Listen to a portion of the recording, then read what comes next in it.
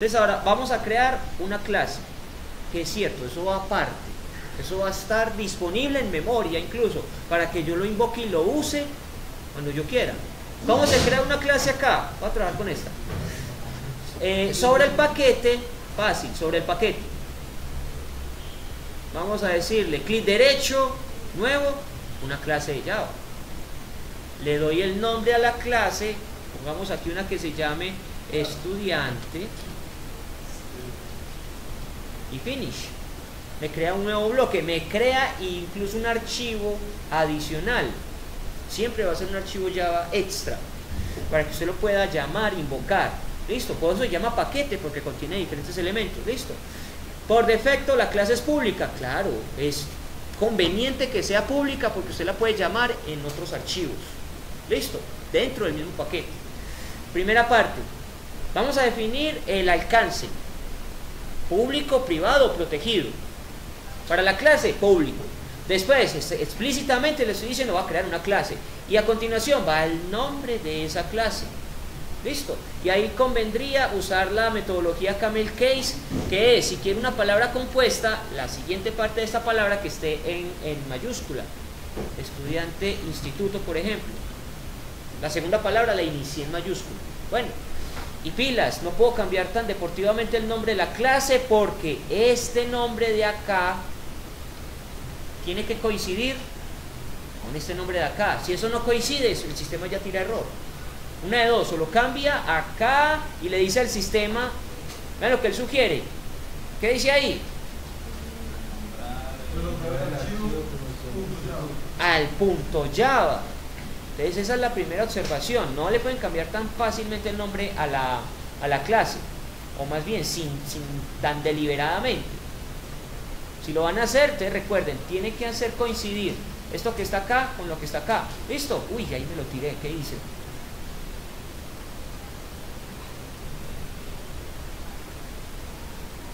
Bueno, ya veremos después a ver qué problema me está sacando. Aunque corre, no, ya. Eso venía de otra interpretación rara. No hay errores, listo. Que coincida esto con esto. Listo. Pero para eso está el líder, para que él le haga la advertencia y le ayude. Bueno, estudiante instituto. Y a eso me refería con el camel case. Por aquí en minúscula, bien. Por acá en mayúscula, bien. Listo. ¿Sí se acuerdan del camel case? Es una forma en la que uno escribe las variables, porque seguimos con las mismas normas de siempre, que el nombre sea mnemotécnico, si necesitan un nombre compuesto, nunca espacio en blanco, o subguión o mejor, camel case, listo. Vean, es un estilo de escritura que se aplica a frases o palabras compuestas, muy implementado en programación. Inicio mayúscula, carreta. Segundo componente de mi variable o mi método, otra vez arranco mayúscula, hoy llama camel case, ahí están como las joroas. Perfecto, ya sé que es camel case. Aplico eso acá. Sí. Después debo establecer qué atributos va a tener esa clase. No parece una clase de C. ¿Sí? ¿Por qué? Todo lo meten en mayúscula. Todo. Los siguientes son los atributos. Los atributos no son más que variables. Y tengo que hacer exactamente lo mismo. Decir cuál va a ser el alcance de esa variable. Vuelve y juega. Puede ser privada, pública o protegida. Normalmente las variables o los atributos deberían ser privados. ¿Listo? Entonces primero especifico el alcance, la visibilidad de ese atributo privado. Después especifico el tipo de dato, entero, string, lo que sea. Y finalmente le pongo el nombre a ese atributo. Por ejemplo, aquí va el nombre del estudiante, nombre, apellido. Listo, punto y coma. Ya tengo mi primer atributo para esa clase. Y así sucesivamente yo voy a estar indicándole a esta clase qué atributos tiene, qué cualidades va a tener ese objeto. Listo. Entonces yo puedo crear por aquí un int donde voy a poner, no, mejor un double, en el que voy a poner la nota definitiva, por ejemplo. Aunque en el estudiante no conviene poner la nota, eso va en el curso, ¿sí o no? Pero bueno, dejémoslo ahí. Es una barbaridad, pero me entienden la idea. Solamente ilustrar que puedo darle las propiedades que yo quiera. ¿Listo? Etcétera, etcétera, etcétera. ¿Listo? Muy bien. Lo que sigue son los métodos. Y los métodos son subrutinas que se van a ejecutar cuando se invocan. Hacen algo sobre el objeto. Definen el comportamiento del objeto. O sea, ese objeto hace algo. ¿Listo? Entonces, arrancamos igual. Primero me definen el alcance. Privado, público o protegido. Normalmente esos métodos van a ser públicos, aunque también se pueden definir métodos privados, que los use solo acá. ¿Listo? Primero, el tipo de alcance. Segundo, mis métodos tienen tres alternativas. O retornan algo,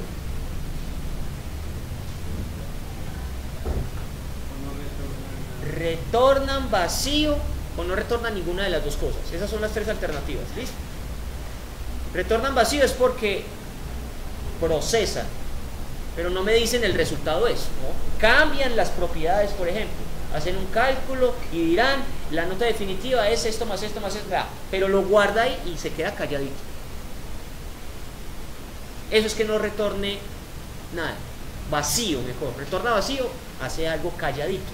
Allá como una hormiguita diligente, hace el trabajo, va, viene, hace y listo. Que retorne algo, me va a decir el resultado es tanto, y va a retornar una sola cosa. Y esa una sola cosa se la tengo que indicar ahí. Ahí le tengo que indicar qué tipo de dato me va a devolver. Por ejemplo, ahí yo voy a retornar algo que es tipo entero. Listo. Y finalmente va el nombre del método. Calcular nota.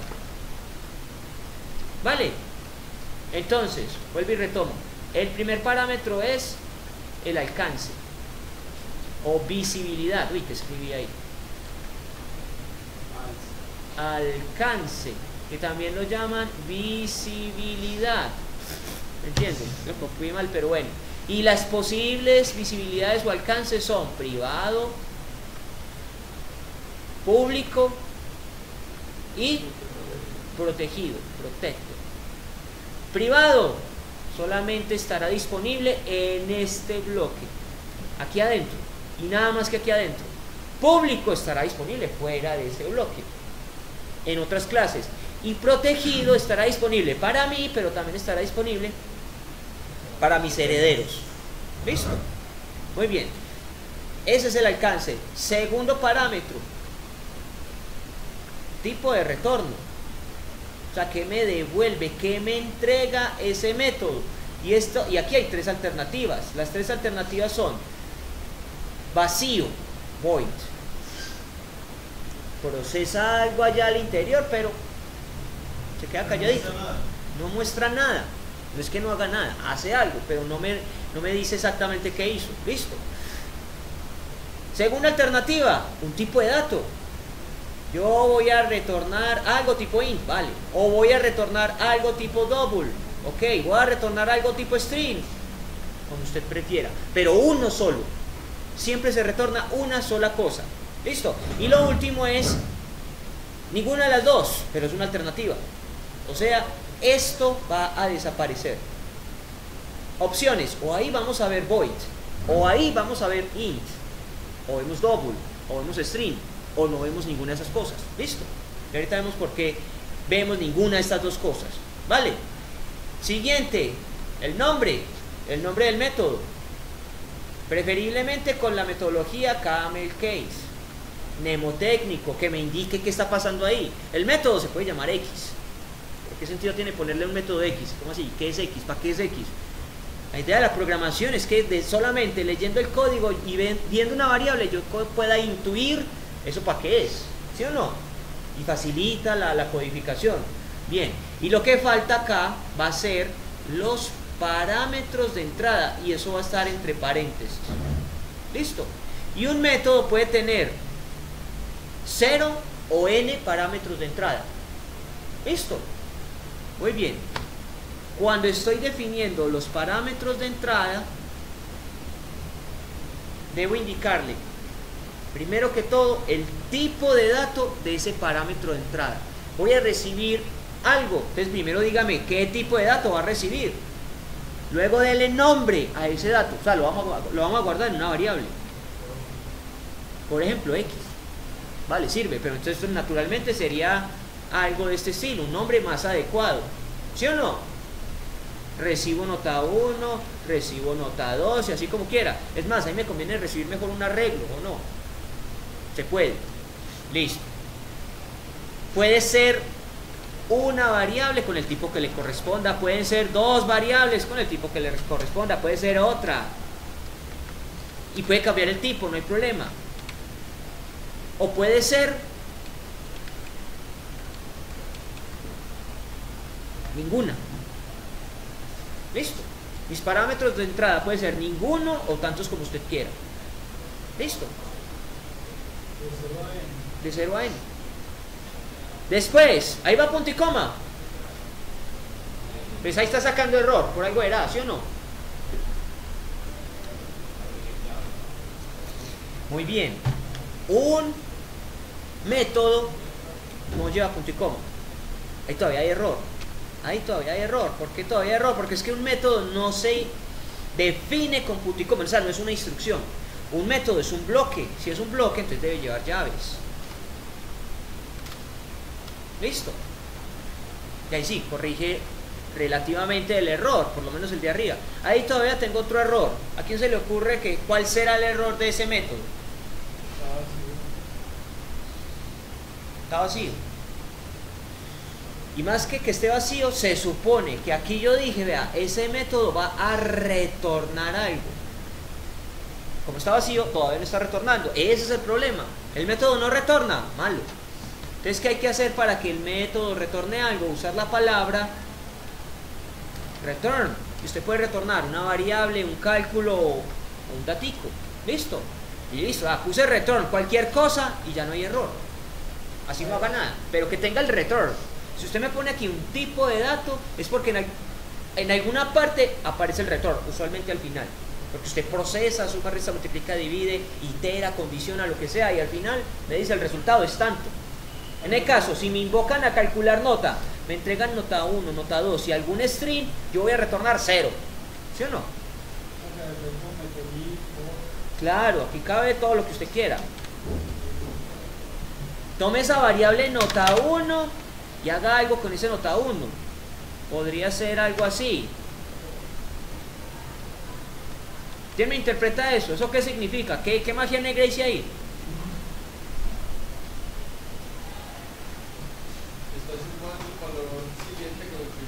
Exacto, estoy acumulando en nota 1 lo que hay en nota 2. ¿Sí o no? Perfecto. Eso es exactamente equivalente a escribir esto. Nota 1 es igual a nota 1 más nota 2, ¿sí o no? Bien, usted puede hacer todos los cálculos que quiera. O si hago esto, ¿qué significa esto? Eso sí la saben de uno. Esto lo ponemos en los ciclos para, ¿sí o no? Vaya de 1 en 1. Lo que había en nota 2, increméntele 1. Y así sucesivamente. Listo. Sume, reste, multiplique, divide, itere. Ahí puede poner un para. ¿Cierto? Pone el para y haga alguna operación allí. Diga que el tope de esto va a ser nota 2. No se invente. La lógica y el sentido común le van a decir el proceso que debe llevar a cabo ahí. Listo. Etcétera, etcétera, etcétera. Retórneme algo. Entonces ya ahí podría retornar nota 1, no sé qué hace eso, pero retorna nota 1, ¿sí o no? El contenido de nota 1. Claro, está ahí. Fácil, pan comido. Retorno siempre pone lo que tiene que retornar, de todo lo que puso en el método. Exacto. Porque mire, es que siempre va a ser así. Cuando yo estaba aquí invocando el J8 en pane, cuando le decía punto, el sistema también hace eso. Ya lo habíamos identificado. Él me dice que retorna. Por ejemplo, ese abort retorna un dato tipo entero. Este center alignment retorna un tipo float, pero siempre va a retornar un solo dato. ¿De qué tipo? De ese. ¿Qué es lo que hace que este tipo sea este o aquello? La definición de la clase. Esta palabrita que está acá. Listo. Y naturalmente las operaciones que vamos a realizar acá en esa variable que usted va a retornar, que se la puede inventar. Yo puedo poner aquí y decir, vea, total, entero, una variable tipo entero que se llame total. Listo, y ahí al final, retórneme total. Sí, se puede. Usted puede retornar o una propiedad, algo que está aquí arriba, algo que está aquí como parámetro o algo nuevo. Listo, pero eso sí, que sea tipo entero. Además, otra observación importante, si va a hacer una operación sobre ese total, que yo tengo ahí definido en la línea 18, las operaciones que involucren eso deberían ser del mismo tipo. Listo. Por ejemplo, si yo tengo que recibo este parámetro y este parámetro es tipo double, ahí ya me está sacando un error el sistema. ¿Por qué está sacando error ahí? Vean, en la línea 20 ahí hay un error. ¿Por qué? Y eso que no cambia la operación.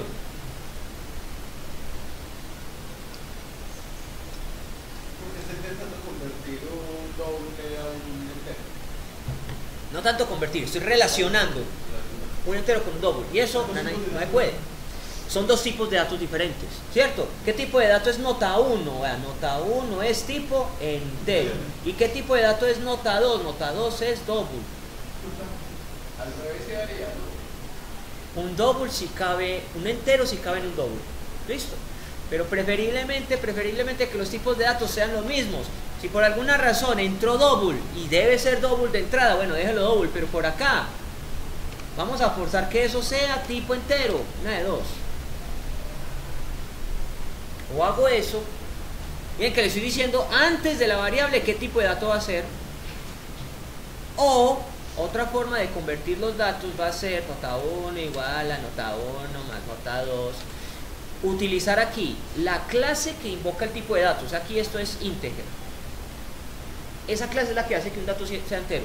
Y después voy a utilizar un método que se llama parseInt. Miren lo que está diciendo ahí, me está tomando es un string. Me queda la duda si esta funciona, probémoslo. Nota 2. Bueno, conclusión, no. Este parseInt, ¿saben cuándo lo vamos a usar? No, ahí vimos el caso. ¿Cuándo qué? Cuando lo que quiero manipular es un string. Listo, entonces ya tenemos dos formas de trabajar con datos. Si el dato es numérico y lo quiere convertir a entero, o sea, es double, es byte, es long, y lo quieren entero, pues le ponemos el int. Pero si lo que queremos convertir es un string, le ponemos ahí sí el integer.parseInt. Listo. Y van a preguntar, ¿cuándo voy a tratar de sumar algo que es un string? Cuando venga, por ejemplo, de un textbox. Porque el textbox por defecto es un string. Robin, ¿me ibas a decir? Pero entonces, de pronto matemáticamente yo caí un poco rayado. Más o menos, porque estoy forzando al sistema a que cambie un tipo de dato en otro. Si por ejemplo yo tengo un número que es un número entero, Sí, tengo el 2, sí. y por allá tengo un 1.5, pero yo quiero que me calcule precisamente La cuándo parte me ese punto decimal. algo. Entonces ya no Si come yo lo eso. corto acá en int, No te coge el 1.5. Conclusión, eso te daría 1 más 1.5. Si hago esto, me da 2. Exacto. Y yo quiero que me tome el 2.5. Antes sería al revés, sería algo de este otro estilo. Más bien, ya sé que nota 2 es tipo double, que acepta el 1.5. Que nota 2 sea igual a la misma nota 2 más, pero entonces voy a forzarlo a que nota 1 sea double. Sea double exactamente. Espere, ¿cómo es esto?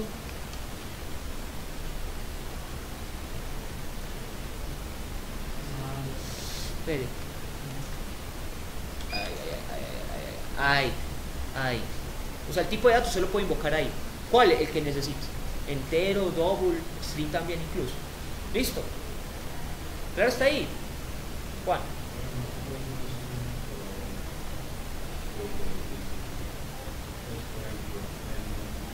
Aquí en el parámetro de entrada. ¿O dónde?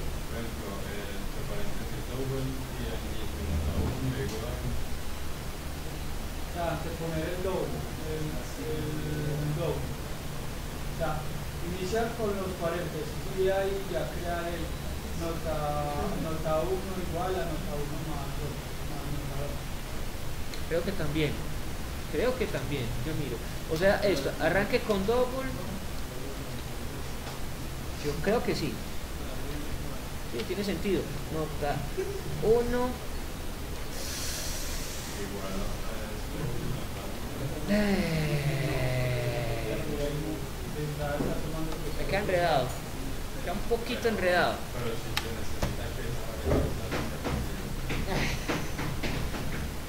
Puede maniobrar, sí. Toca hacer una prueba más intensiva, pero bueno, yo diría que sí. Tomaría como una variable y ya cambiaría entonces la idea, el concepto, ¿no?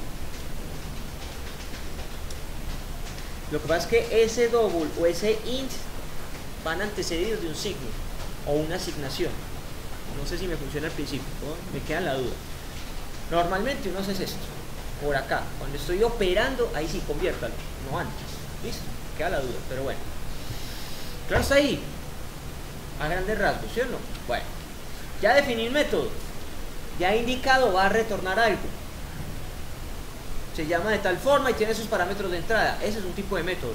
Otro, un método que no retorna nada, que también lo podría llamar calcular notas.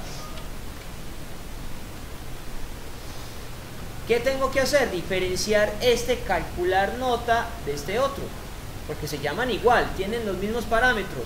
¿Qué es lo que debe hacerlo diferente? O un tipo de dato, o un parámetro adicional, o menos parámetros.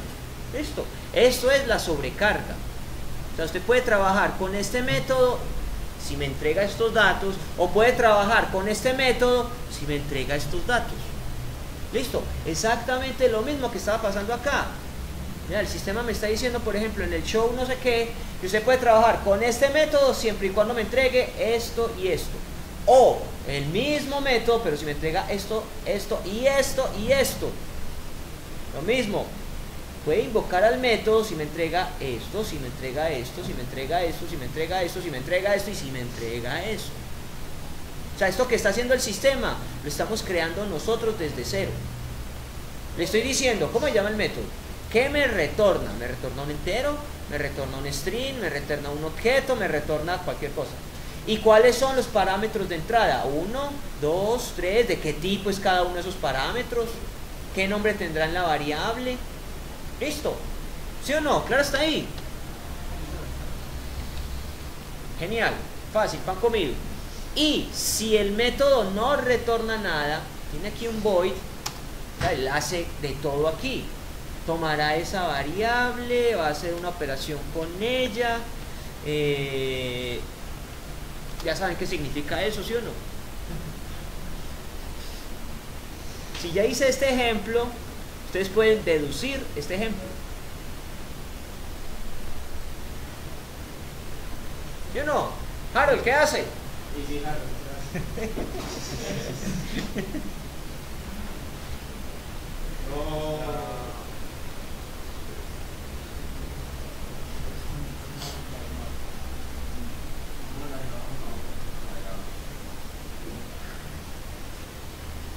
Ni idea.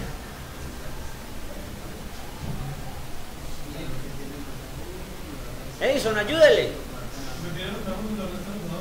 Eso, lo que tenía nota 1 le resta nota 2 y el contenido queda nota 1. ¿Listo? Exacto, listo. Operará y normalmente los resultados, cuando este método no retorna nada, cuando mejor, retorna vacío, alguna de las variables o propiedades que están aquí arriba van a recibir ese resultado. ¿Listo? Entonces podría ser, voy, que aquí la nota definitiva sea igual a nota 1, por ejemplo. ¿Listo? Dime, Robin. No, ya no lo resumió. Te iba a preguntar que si no, él almacenaba eso en alguna variable, pero que si no le podía indicar dónde quedarse callado. Sí. Claro, usted puede hacer aquí todo lo que quiera. Lo que quiera. Incluso podría decirle al sistema, muéstrame una ventana emergente. Pero entonces dejaría un void. lleva a cabo una acción, pero no te retorna todavía un resultado. Suena raro. Pero igual, es que esto también es una acción. Esto es otra acción. Pero yo sé que hay exactamente en ese momento, cuando llamo a calcular nota, sé que quedo en nota definitiva. Ah, bueno, No. no da el cálculo, pero No da el cálculo. tu nota Fue alterada. Ah, ok. Ya entendí. Y esa es la finalidad de un método que retorna vacío. Altéreme una propiedad. O sea, una de estas cosas que están acá arriba. ¿Listo? Muy bien. Entonces ya vi que puede retornar algo. Entonces tiene la palabra return. Puede que no retorne nada. Entonces hágale. Trabaje, calladito. O puede que no tenga ni tipo de dato de retorno ni vacío. Entonces ese es un método especial. Normalmente esos métodos que no retornan nada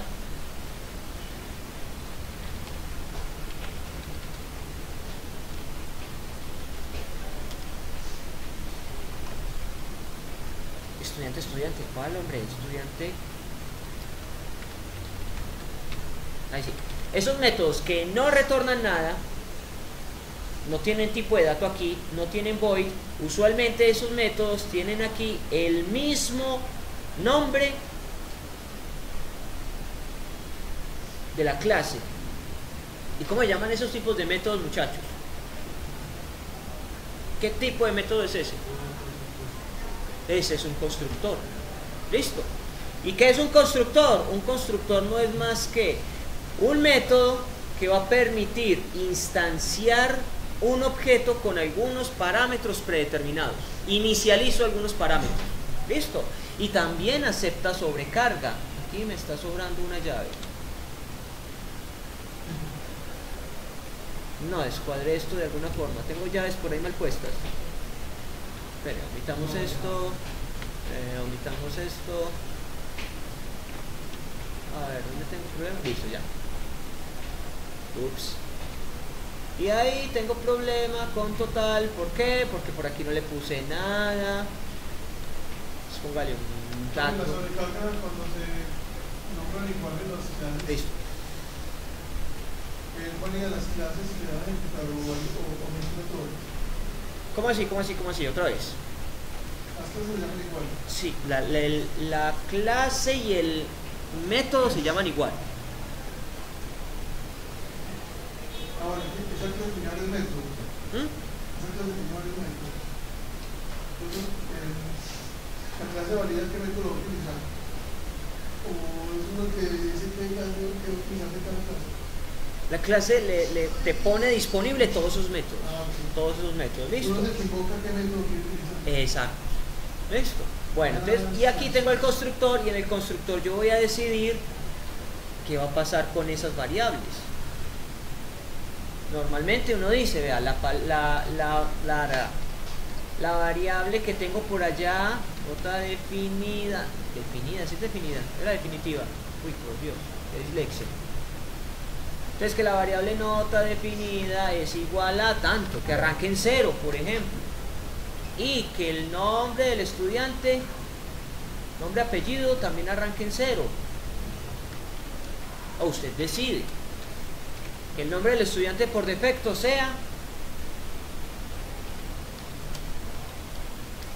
tal vez. Listo, dime Juan.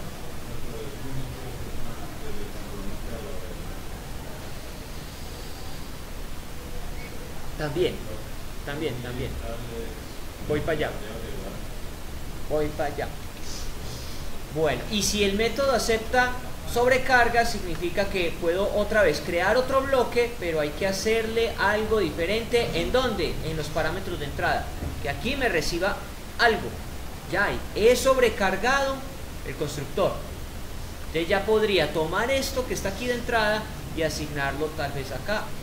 Entonces ya la nota definida no va a ser 0, sino que va a ser X. ¿Listo? Entonces veamos las implicaciones de esta clase que me acabo de inventar. He creado una clase llamada estudiante instituto. Listo. Entonces, ¿dónde invoco eso? Por aquí en mi programa principal. ¿Qué es este? En mi programa principal yo ya puedo crear un objeto de la clase estudiante instituto. Ahí voy a crear el objeto.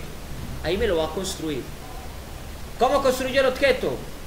Nombro a la clase, luego doy el nombre del objeto.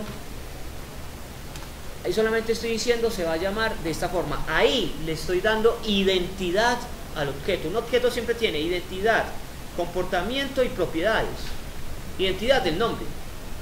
Ahora, el comportamiento y las propiedades se dan cuando yo doy una nueva instancia de esa clase. ¿De dónde carajo salió eso?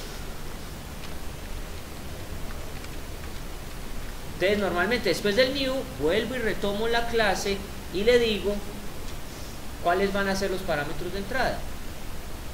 Listo. Entonces ahí creé un nuevo objeto llamado M, que es una nueva instancia de la clase estudiante instituto, sin parámetros de entrada. Quiero crear otro objeto, pero tengo más alternativas. Yo puedo crear un objeto sin parámetros o con parámetros. Entonces ese 5, ¿a dónde va a ir a caer? Ese 5 va a ir a caer, según el constructor, a la nota definida. Listo. Para el objeto M, ¿cuál será el valor de la nota definida? Lo he construido sin parámetros, o sea que la nota definida va a ser 0 para M. Y se va a llamar, ese muchacho se llama Juan Valdés. En cambio, para el objeto N, este 5 le está indicando al sistema, ok, ese 5 que recibí acá es el valor, es asignado a nota definida. ¿Listo? ¿Claro hasta ahí? No.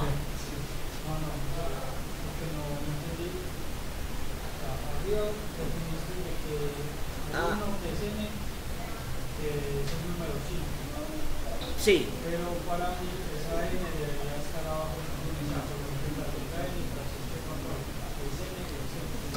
¿Cómo así que la N? Hay dos posiciones, estudiante de institución, M igual a una nueva instancia de la clase, de esa misma clase, sí. Y abajo le dice lo mismo, solo que M. Es otro objeto diferente. Un valor ya predeterminado que es 5. Con un valor predeterminado que va a ser 5, sí. A la clase. Voy a la clase. Cuando estamos invocando la función que es la de estudiantes, este tipo entero X, ese X no debería ser 5. No, la verdad es que vuelve y juega. Es que hay una clase que es un caso genérico. Esto es genérico.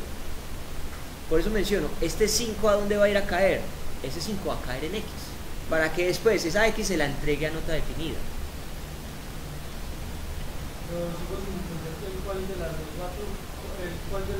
¿Cuándo vas a ver cuál de las dos va a tomar? Por los paréntesis. Si en el paréntesis no le pongo nada, entonces él se va a la clase y busca el método donde el paréntesis no tenga nada. En cambio, este paréntesis tiene un dato. Ese dato es tipo entero. Entonces él se va a la clase y busca el método que tenga el paréntesis con un parámetro tipo entero. O sea, él cae acá. Ahí sí, ¿sí o no? Perfecto. Listo. Y esos dos objetos parten de la misma clase. Cada uno tiene su identidad, pero tendrán las mismas propiedades y el mismo comportamiento. ¿Sí o no? O sea, si yo por aquí más abajo digo M punto, tiene disponible calcular nota con 2 sobrecargas. Primera sobrecarga de calcular nota, ¿me retorna algo? No, vacío. Pero recibe algo que es double, nota 1, algo también que es double, nota 2 y un string que es S. Otra alternativa para trabajar con él, que sí retorna algo. ¿Qué tipo de dato retorna esta vez calcular nota? Entero. ¿Y cuántos parámetros tiene de entrada? 3. ¿Sí o no? Y dependiendo de los datos que yo meta ahí, él va a decidir si se va por acá, por este calcular nota, o si se va por este otro calcular nota. ¿De qué depende? De los datos que meta acá. ¿Listo? Resolviendo la clase es conjunto de instrucciones que permiten ejecutar una forma, una las cosas específicas. Eso está bien. Listo. Y lo mismo pasa con N. N también tiene que calcular nota. Solamente que por su identidad es otra cosa. Listo. Es como el que tiene un vehículo. Si usted tiene el mismo vehículo, es igual, pero puede cambiar en el color, puede cambiar en el material de la cojinería.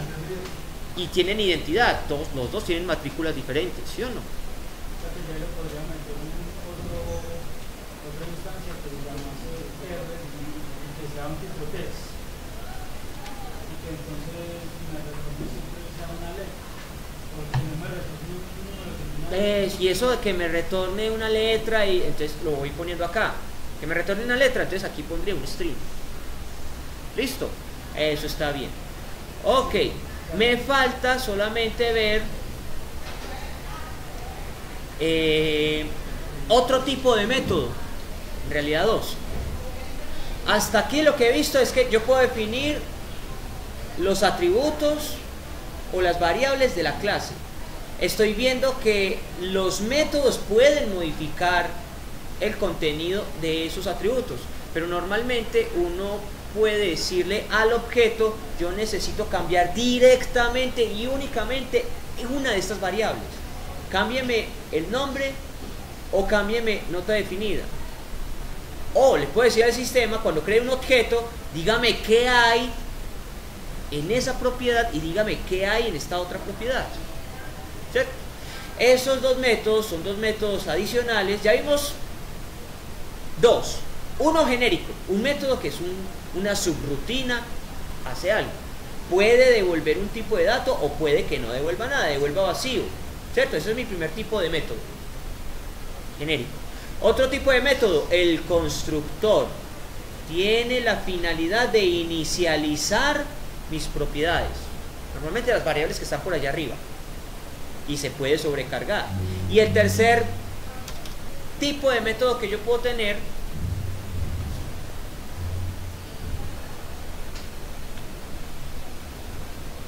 es algo que se llama voy a ponerlo aquí en comentario, un getter. ¿A qué le suena exacto? ¿A qué le suena la palabra getter? Get, obtener, ¿cierto? Es adquirir. ¿Y adquirir qué? Es un método que me va a permitir adquirir qué hay en una de las variables, de mis atributos. Porque normalmente los atributos son privados, pero la manipulación de esos atributos, que son las propiedades, van a ser públicas. ¿Listo? Entonces los getters son los que permiten obtener qué hay en una variable, conocer el estado de esa variable en cualquier momento. ¿Listo? Entonces un getter va a tener la siguiente estructura. Va a ser tipo pública, ¿cierto? Que se acceda de cualquier parte.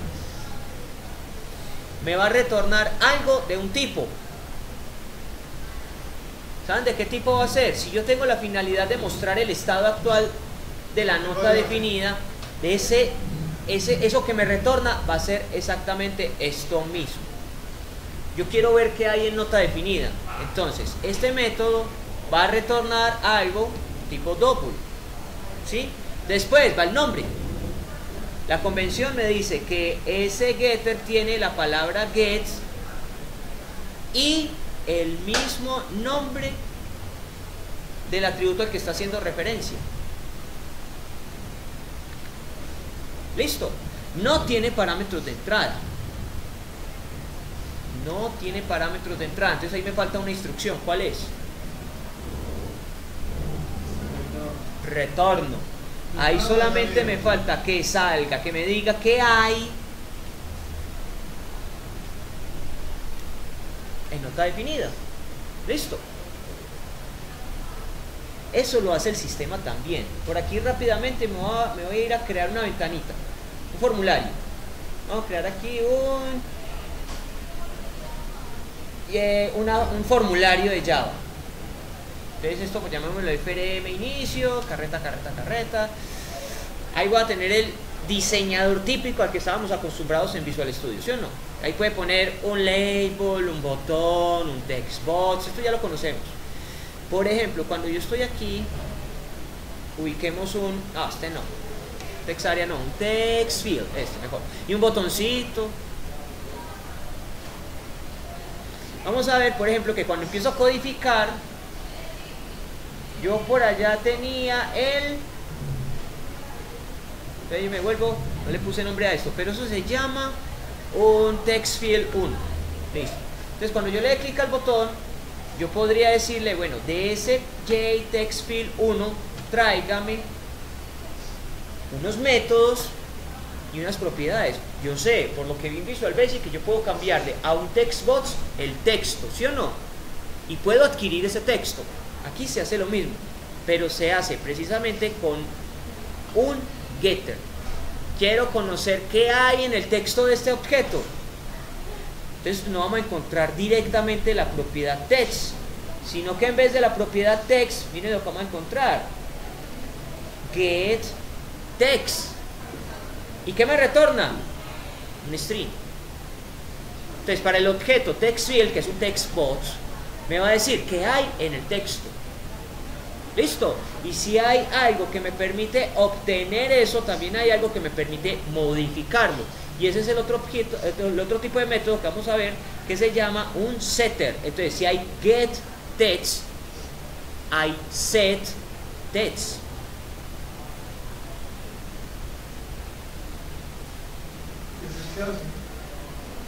Y el set le asigna a esa propiedad un valor.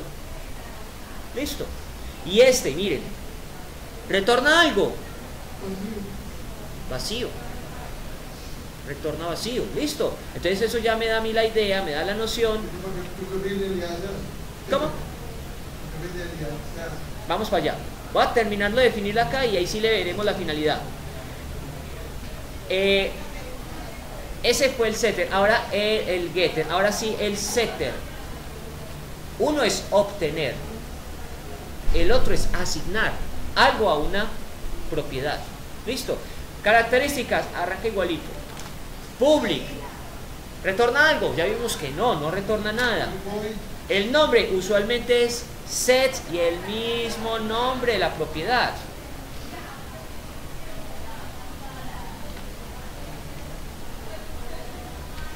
Pregunta, ¿tiene parámetros de entrada?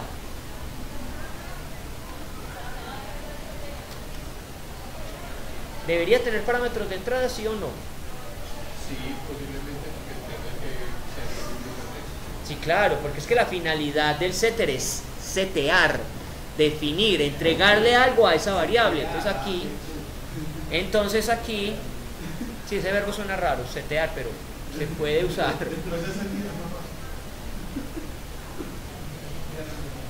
Y lo dicho, el tipo de dato tiene que coincidir.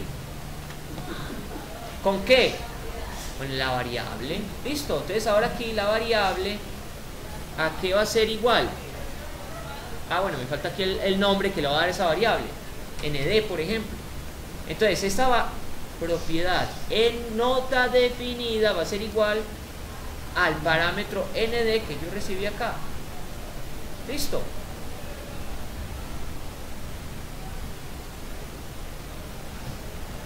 Public void esto es pegado. Listo. Entonces ya tengo un método que me permite ver qué hay en la propiedad nota definida. Y tengo un método que me permite asignar algo a nota definida. Listo. ¿Qué finalidad tiene eso? Que era la pregunta del millón. Cuando yo creé el objeto m o n, yo vi que solamente tenía disponible calcular nota. Y ya, hay algunas cosas que están predeterminadas del sistema. Pero yo no podía preguntarle cuál es el nombre y apellido. Y no podía preguntarle cuál era la nota definida. Pero ya que los definí, ahora sí puedo. ¿Dónde están? Véanlos acá. Set, nota definida. No retorna nada, pero recibe un parámetro. Y get, nota definida, retorna un double. Vamos a hacerlo así. Vamos a decirle, dígame qué hay en nota definida.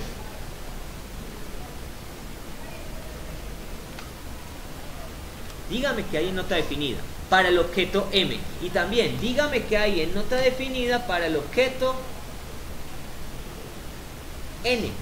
Y vamos a ver la diferencia. ¿Será que los dos me retornan lo mismo?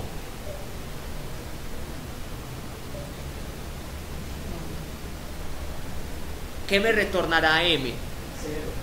Sí, 0. M debería retornar 0. En nota definida ya debería estar guardado un 0. ¿Y qué debería estar guardado en el objeto N? ¿Así o no? El 5. ¿Sí? Ah, yo me defino arriba. Exacto. Entonces comprobemos eso. ¿Cómo lo compruebo? Diciéndole al sistema, muéstreme eso. Show, y este va a ser un método sencillito, messages dialog. Dije show, messages dialog, listo. Primer parámetro nulo, segundo, muéstreme qué hay acá. Pero acá, en el método get nota definida, hago exactamente lo mismo, ya sé que es igualito para este, para el N. Listo, y veamos si obtenemos los resultados esperados. La primera ventana emergente debería ser 0. ¿Y la segunda? Sí, funcionó según lo esperado. Entonces, un getter es para saber qué hay en un atributo o en una variable de mi objeto. Y el setter va a ser para decir, vea, esa propiedad va a tener algún dato. ¿Cuál? El que usted me entregue. Entonces yo puedo decirle aquí m.set nota definida y me tiene que entregar un parámetro, le va a entregar el 9. Y si yo ejecuto eso, ¿cuál debería ser el valor de la primera ventana que vea?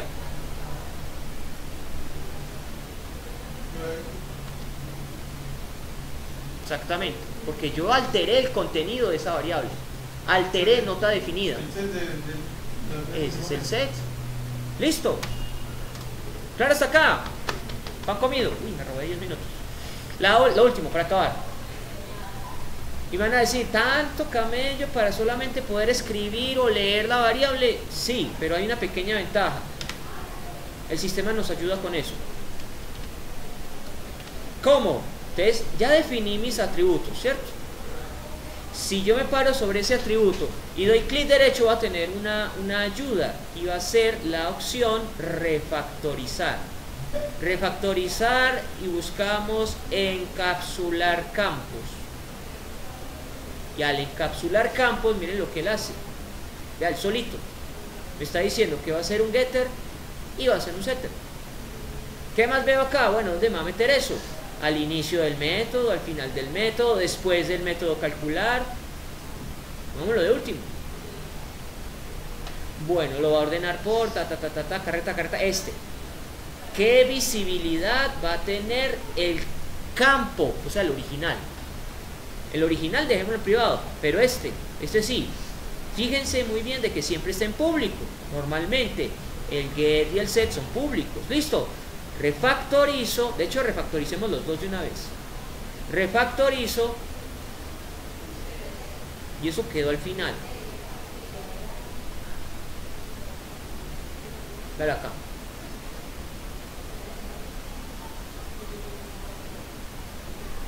Este es el setter. Me permite asignarle un valor a nota definida. Este es el getter. Me permite saber qué hay en la nota definida. Hizo lo mismo para nombre y apellido. ¿Listo? Entonces sigue funcionando igual. Si yo voy aquí en el objeto le digo muéstreme qué hay en la propiedad nota definida, ahí está. Get nota definida, muéstreme qué hay ahí. ¿Listo? Entonces con eso cubrimos lo que es la creación de clases, tipos de clases, creación de objetos, creación de métodos, sobrecarga, y quedamos casi listos.